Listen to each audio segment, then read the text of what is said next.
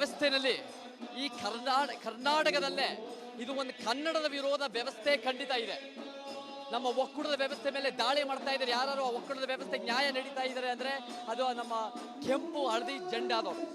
ಆದರೆ ನಮಗೇನಾಗಿದೆ ಅಂದರೆ ಕನ್ನಡ ವಿದ್ಯಾರ್ಥಿಗಳು ಅವರಾಗಲೇ ಗ್ರಾಮೀಣ ಭಾಗದಿಂದ ಬರ್ತಾರೆ, ಅವರಾಗಲೇ ಬಡವರು, ಮಧ್ಯಮ ವರ್ಗದವರು, ಅವರಾಗಲೇ ಶಿಕ್ಷಣದ ವಂಚಿತರು, ಅವರಾಗಲೇ ತಳ ಸಮುದಾಯಗಳು, ಬಹುಜನರು, ಅವ್ರ ಮೇಲೆ ಅವ್ರಿಗೆ ನ್ಯಾಯ ಕೊಡೋದು ಬಿಟ್ಟು ಅವರ ಒಂದು ಪರೀಕ್ಷೆಯಲ್ಲಿ ಈ ವ್ಯವಸ್ಥಿತ ಬೇಜವಾಬ್ದಾರಿತನ, ಈ ವ್ಯವಸ್ಥಿತ ಕನ್ನಡ ಅನ್ನೋದು ಅನುವಾದ ಯಾಕ್ರಿ ಮಾಡಬೇಕು? ಗೂಗಲ್ AI-ನಲ್ಲಿ ಮೊದಲು ಕನ್ನಡದಲ್ಲಿ ಬರೀರಿ ಕರ್ನಾಟಕದಲ್ಲಿ, ಆಮೇಲೆ ಇಂಗ್ಲೀಷಿಗೆ ಮಾಡ್ಕೊಳ್ಳಿ, ಇಂಗ್ಲೀಷನ್ನ ಕನ್ನಡಕ್ಕೆ ಯಾಕೆ ತರಬೇಕು?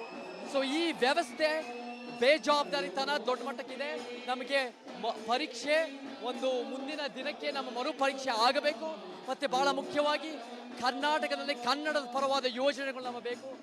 ಗಟ್ಟಿಯಾದ ನೀವು ಮಾಡೋ ಕೆಲ್ಸಕ್ಕೆ ಬಾರದು ಅದ್ಯಾವುದೋ ವಿಧಾನಸೌಧ ಆವರಣದಲ್ಲಿ ಒಂದು ಮೌಢ್ಯದ ಸ್ಟ್ಯಾಚ್ಯೂ ಮಾಡಿಬಿಟ್ಟು ಜೆಂಡೆ ಹಾಕೊಂಡ್ರೆ ನಮಗೇನು ಉಪಯೋಗ ಇಲ್ಲ, ಕನ್ನಡಕ್ಕೆ ನ್ಯಾಯ ಇಲ್ಲ.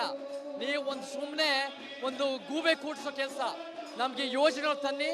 ಕನ್ನಡದಲ್ಲಿ ಶಿಕ್ಷಣ ಮಾಡಿರೋರಿಗೆ ಒಂದು ಸರ್ಕಾರಿ ಕೆಲಸದಲ್ಲಿ ಮೀಸಲಾತಿ ಕೊಡಿ. ಕನ್ನಡದಲ್ಲಿ 2 ಭಾಷೆ ನೀತಿ ತನ್ನಿ, ಕನ್ನಡ ಮತ್ತು ಇಂಗ್ಲಿಷು. ಕನ್ನಡದಲ್ಲಿ ಖಾಸಗಿ ವಲಯದಲ್ಲಿ ಮೀಸಲಾತಿ ಬಂದಾಗ ಅದು ಭೌಗೋಳಿಕ ಜಾತಿ ಮತ್ತು ಲಿಂಗ, ಅದನ್ನ ಈ ಶ್ರೀಮಂತ ಇಂಗ್ಲಿಷ್ ಮಾತಾಡೋರಿಗೆ ಗುಲಾಮರಾಗಿ ಮುಖ್ಯಮಂತ್ರಿ ಸಿದ್ದರಾಮಯ್ಯನವರು ಅದನ್ನ ಕಸ ಡಬ್ಬಿನಲ್ಲಿ ಹಾಕಿದ್ದಾರೆ. ನೋಡ್ರಿ, ಮುಖ್ಯಮಂತ್ರಿ ಸಿದ್ದರಾಮಯ್ಯವರೇ, MC ಸುಧಾಕರ್ ಅವರೇ, DK ಶಿವಕುಮಾರ್ ಅವರೇ, ಯಾರಾದ್ರೂ ನಿಮ್ಮ ನಿದ್ದೆ ಕೆಡಿಸ್ತಾರೆ ಅಂದ್ರೆ ಅದ್ಯಾವುದೋ ಕೆಲ್ಸಕ್ಕೆ ಬರೋದು BJP JDS ಈ ಶ್ರೀಮಂತ ಉದ್ಯಮಿಗಳಲ್ಲ, ಸಮಾನತೆ ಬಯಸೋ ನಾವು. ಸೊ ನಿಮಗೆ ನಮ್ಮ ಬದಲಾವಣೆ ಬೇಕು. ಕನ್ನಡದ ಪರ ನ್ಯಾಯ ಕೊಡಿ. ಈ ಮರು ಪರೀಕ್ಷೆ ಡೇಟ್ ಫಿಕ್ಸ್ ಮಾಡ್ಬಿಡಿ. ಈ ಯುವಕರಿಗೆ, ವಿದ್ಯಾರ್ಥಿಗಳಿಗೆ ನ್ಯಾಯ ಒದಗಿಸ್ಕೊಡಿ ಅಂತ ಕೇಳಕ್ಕೆ ಇಷ್ಟಪಡ್ತೀನಿ. In Karnataka, the entire system is rigged against our Kannada speaking students and Kannada studying students. Kannada studying students are from rural backgrounds. They are from low income backgrounds. They are from middle class. They are from Bahujan communities. Their families are not access to education. This system should provide them justice. Instead, by government irresponsibility, lakhs of Kannada students have had to face a rigged test, an irresponsible test, a mistranslated test. We want a retesting for these students, and importantly, we want pro-Kannada policies. We want pro-Kannada policies that uphold the federalist system, because we are the true Desha Premis. We are the ones upholding the Constitution, not these political vested interests. Narayanagowda ಇದ್ರ ಬನ್ನಿ ಮಾತಾಡ್ಸೋಣ. Sir, ಜಯ ಸಿಕ್ಕಿದೆ. CM ಅವರು tweet ಮಾಡಿ ಮರು ಪರೀಕ್ಷೆಗೆ ಒಂದು ಆದೇಶ ನೀಡಿದ್ದಾರೆ. ನೀವು ದೊಡ್ಡ ಮಟ್ಟದಲ್ಲಿ ಒಂದು ಸರ್ಕಾರಕ್ಕೆ ಎಚ್ಚರಿಕೆ ನೀಡಿದ್ರಿ. ಈ ಒಂದು ಜಯಕ್ಕೆ ಏನು ಹೇಳ್ತೀರಿ ಸರ್ ಅಂತ? ಇದು ಕನ್ನಡದ ನಾಡಿನ ಮಕ್ಕಳಿಗೆ ಸಿಕ್ಕಂಥ ಜಯ.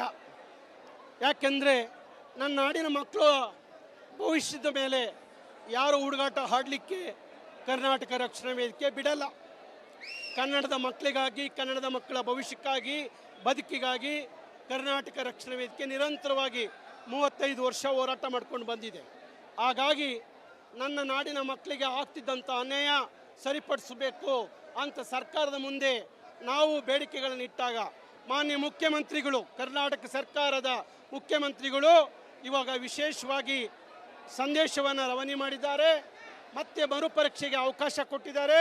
ಅದಕ್ಕಾಗಿ ಕರ್ನಾಟಕ ಸರ್ಕಾರವನ್ನು, ಮುಖ್ಯಮಂತ್ರಿಗಳನ್ನ, ಕರ್ನಾಟಕ ರಕ್ಷಣಾ ವೇದಿಕೆ ಈ ಎಲ್ಲ ಕನ್ನಡಿಗರ ಪರವಾಗಿ ಅಭಿನಂದಿಸ್ತೀವಿ. ಸರ್, ಮಕ್ಕಳು ಸಹ ಭಾಗಿಯಾಗಿದ್ದಾರೆ. ಸಾಕಷ್ಟು ಅಭ್ಯರ್ಥಿಗಳು, ಪರೀಕ್ಷೆ ಬರೆದ ಅಭ್ಯರ್ಥಿಗಳು ಭಾಗಿಯಾಗಿದ್ದಾರೆ. ನಿಮಗೆ ಅಭಿನಂದನೆಗಳು ಹೇಳ್ತಿದ್ದಾರೆ ಸರ್. ಯಾಕಂದರೆ ಇದು ಒಂದು ವಾರದಿಂದ ಪ್ರೊಟೆಸ್ಟ್ ಮಾಡ್ತಿದ್ವಿ. ಇವತ್ತು ಕರಿವೇನವರ ನೇತೃತ್ವದಲ್ಲಿ ಒಂದು ದೊಡ್ಡ ಮಟ್ಟದ ಪ್ರೊಟೆಸ್ಟ್ ಆಯಿತು. CM ಅವರು ತಕ್ಷಣವೇ ಈಗ ಟ್ವೀಟ್ ಮಾಡಿ ಒಂದು ಮರುಪರೀಕ್ಷೆ ಆದೇಶ ನೀಡಿದ್ದಾರೆ ಅಂತ ಸರ್. ಹೌದು, ಭಾರಿ ಒಳ್ಳೆಯ ತೀರ್ಮಾನ. ನಾನು ಯಾವಾಗಲೂ ಒಂದು ಮಾತು ಹೇಳ್ತೀನಿ, ಬೇರೆ ಏನೇ ಇರಲಿ ವಿಚಾರ, ಸಿದ್ದರಾಮಯ್ಯನವ್ರಿಗೆ ಕನ್ನಡದ ನಾಡು ನುಡಿ ವಿಚಾರ ಬಂದಾಗ ಅವ್ರಿಗೆ ವಿಶೇಷವಾದ ಕಾಳಜಿ ಇರುತ್ತೆ. ಹಾಗಾಗಿ ಆ ನಂಬಿಕೆ ಇತ್ತು.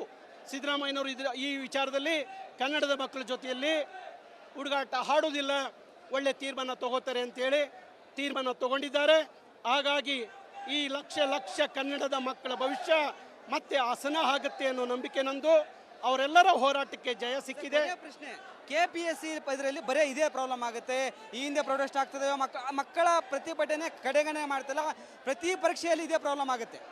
ಅದಕ್ಕೆ ಈ ಪರೀಕ್ಷೆಯಲ್ಲಿ ಏನಿವತ್ತು ಈ ಮಕ್ಕಳಿಗೆ ಅನ್ಯಾಯ ಆಗಿದೆ, ಅನ್ಯಾಯ ಆದಂಥ ಮಕ್ಕಳಿಗೆ ಮಾಡಿದಂಥ ದ್ರೋಹ ಏನಿದೆ, ಅದ್ರ ಹಿಂದೆ ಇರುವಂಥ ಅಧಿಕಾರಿಗಳು ಯಾರು, ಅವ್ರನ್ನ ತನಿಖೆ ಮಾಡಿ ಅವ್ರ ಮೇಲೆ ಮುಲಾಜಿಲ್ಲದ ಕ್ರಮವನ್ನು ಸರ್ಕಾರ ತಗೋಬೇಕು ಅಂತೇಳಿ ಒತ್ತಾಯಿಸ್ತೀನಿ.